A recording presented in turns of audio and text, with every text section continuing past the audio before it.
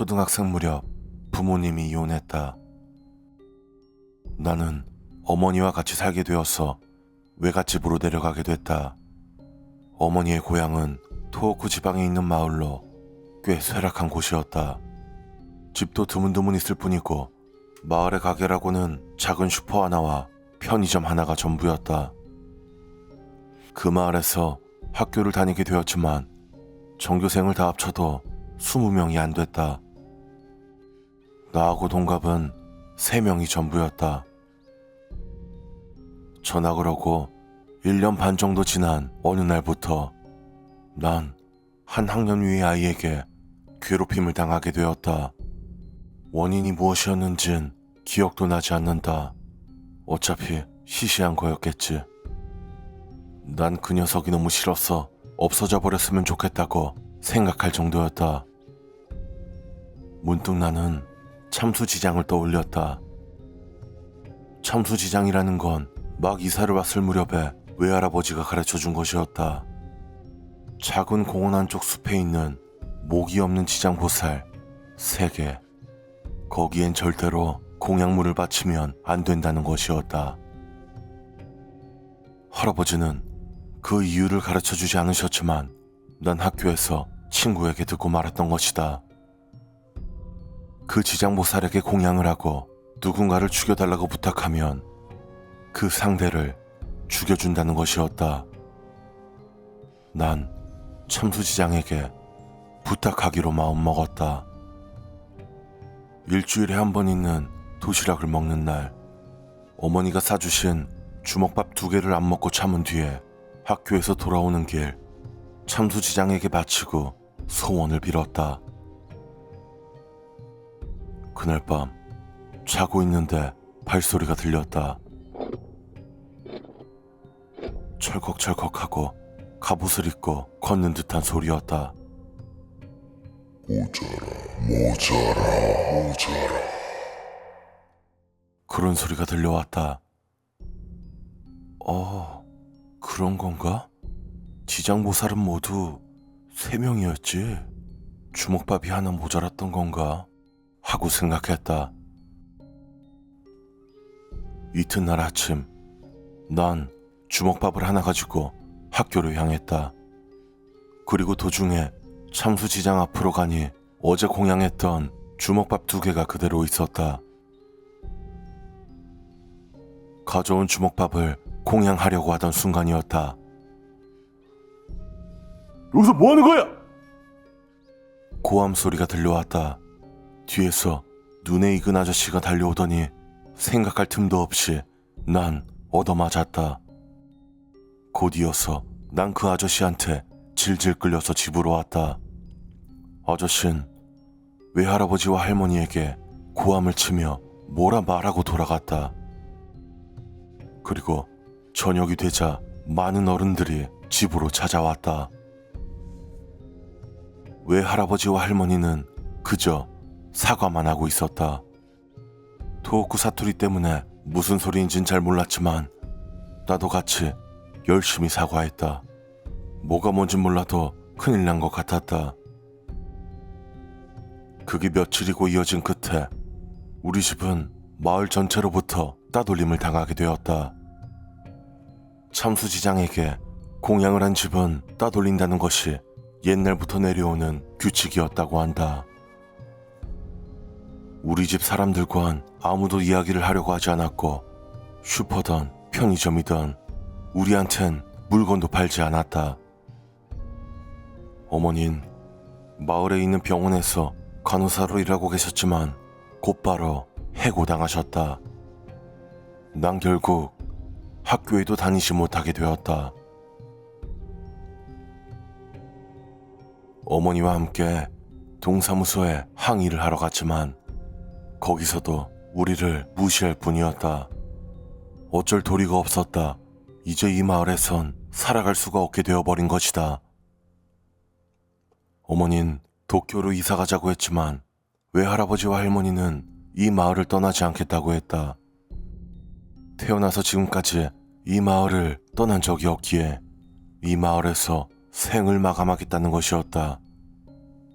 우린 괜찮으니까 둘이서 얼른 도쿄로 가. 괜찮아. 어머닌 남겨질 외할아버지와 할머니를 걱정했지만 여기서는 어머니도 일할 수 없고 나도 학교에 다닐 수 없었다. 생활 자체가 성립되지 않는 것이다. 결국 어머니 나를 데리고 다시 도쿄로 이사했다. 외갓집엔 매일같이 전화를 하고 먹을 것이나 옷도 택배로 자주 붙였다. 하지만 얼마 지나지 않아서 전화선이 끊긴 것인지 전화 연결이 되지 않았다. 마을에 쇼핑하러 나왔을 때 공중전화로 외할머니가 전화를 걸 때 빼면 편지만이 유일한 연락수단이 되었다. 시골에 내려갔을 때 전화를 고치자고 제안했지만 두 분은 이대로 괜찮다고 한사코 거절하셨다. 아마 그 외에도 뭔가 안 좋은 일을 당하고 있었지만 이미 모든 걸 포기했달까 받아들인 것 같은 느낌이었다.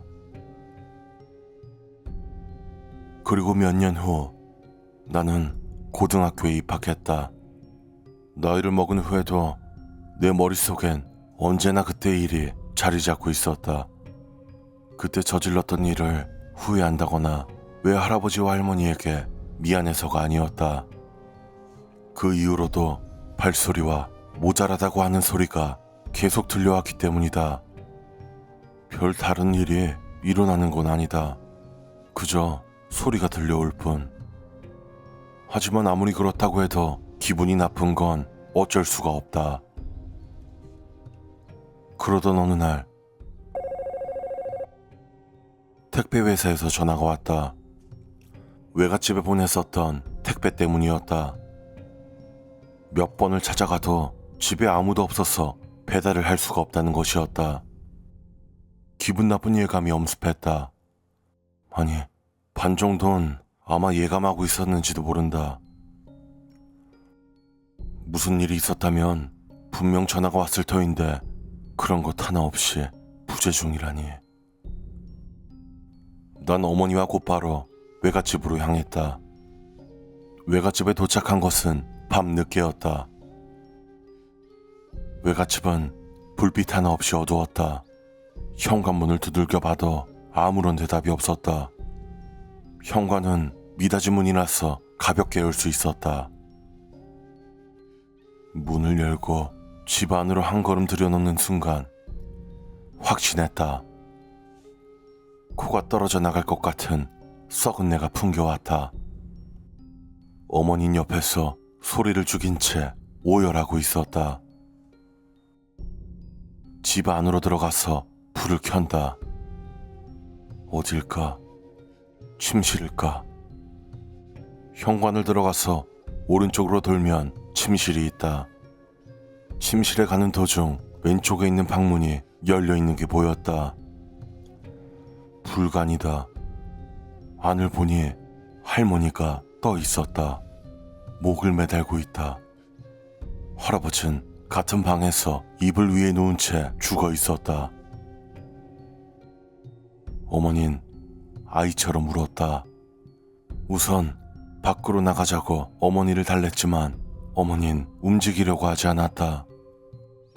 경찰을 부르려고 했지만 그때 당시엔 막 휴대폰이 보급되기 시작할 무렵이라 이런 시골엔 전파가 닿지 않았다. 어쩔 수 없이 나는 가까운 파출소까지 걸어가서 신고했다.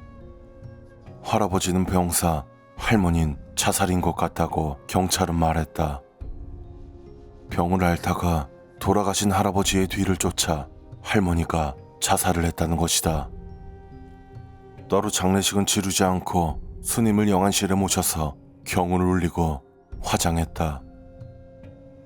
집에 돌아가는 날 사진 같은 걸 챙길 요량으로 외갓집에 들렀다 가기로 했다.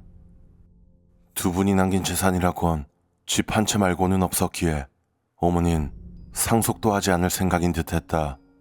이 마을에 오는 것도 이게 마지막이다. 어머니가 집에서 이런저런 처리를 하는 동안 난 그리운 길을 걸었다. 등굣길이다. 공원에서 그네를 타면서 생각했다. 이제 어떻게 할까? 이 마을이랑은 이제 어떤 관계도 맺고 싶지가 않네. 이대로 그냥 돌아갈까? 하지만 그 발소리랑 그 목소린, 발소리와 목소리, 그걸 끊어내야만 이 마을과의 관계를 없앨 수 있다는 생각이 들었다. 난 숲 안으로 들어가서 참수지장에게 가져온 주먹밥을 하나 바쳤다. 무엇을 바랄까? 누굴 죽여달라고 할까? 바로 생각나는 이름이 없었다. 나는 누구를 죽이고 싶은 걸까? 이 마을 사람들 전부를 죽여주세요. 그렇게 빌었다. 공원 쪽을 보자 5-6명의 사람들이 나를 보고 있었다. 면식이 있는 사람도 있었다. 아마 저 사람들도 내가 누군지 금세 알아차렸겠지. 내가 다가가자 시선을 피하고 아무런 말도 걸어오지 않았다. 나도 아무 말 하지 않고 그대로 지나쳤다. 그날 이후 발소리와 목소리는 들리지 않게 됐다.